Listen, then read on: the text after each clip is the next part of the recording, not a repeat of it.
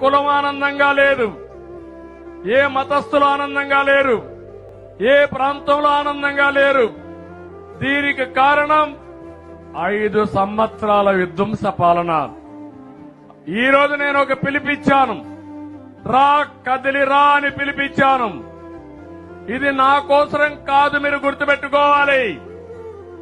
దగాబడ్డ ఆంధ్రప్రదేశ్ రాష్ట్రం కోసరం, ఒక రైతు కోసరం, ఒక కూలీ కోసరం, ఒక నిరుద్యోగి కోసరం రాష్ట్రమంతా కదిలి రావాలని పిలిపించాను.